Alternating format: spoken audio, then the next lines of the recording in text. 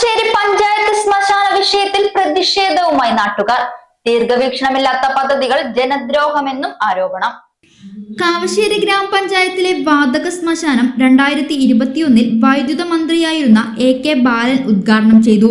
22-23 കാലയളവിൽ വികസന ഫണ്ടിൽ നിന്ന് പുനരുദ്ധാരണവും കഴിഞ്ഞു. കോടികൾ ചിലവാക്കി കഴിഞ്ഞ പ്രളയത്തിൽ മുങ്ങിപ്പോയ ഗായത്രി പുഴയോരത്ത് ദീർഘവീക്ഷണമില്ലാതെ പണി കഴിച്ച ശ്മശാനത്തിൽ 5 വർഷമായിട്ടും ഒരു മൃതദേഹം പോലും സംസ്കരിച്ചിട്ടില്ല.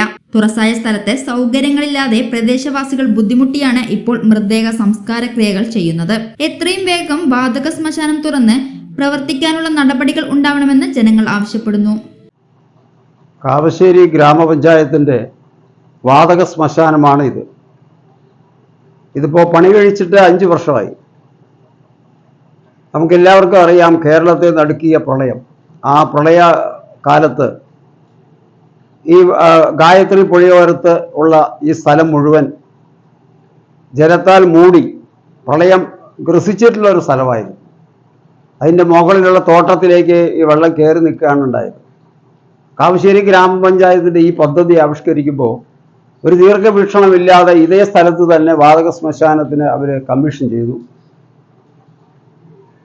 2021 ഫെബ്രുവരി മാസം 11-ാം തീയതി അന്നത്തെ വൈദ്യുതി മന്ത്രിയായിരുന്ന ശ്രീ AK ബാലൻ അവർ ഈ വൈദ്യുതി ശ്മശാനം ഉദ്ഘാടനം ചെയ്തതായിട്ടാണ് നമ്മൾക്കറിയാൻ സാധിക്കുന്നത്. അതിനുശേഷം ഒരു വർഷം 2022-23 MLA ഉദ്ഘാടനം ചെയ്തുകൊണ്ട് ഇതിൻ്റെ ഒരു പുനരുദ്ധാരണം വികസന ഫണ്ടിൽ നിന്നും സംഖ്യ ഉപയോഗിച്ച് ചെയ്യേണ്ടായി.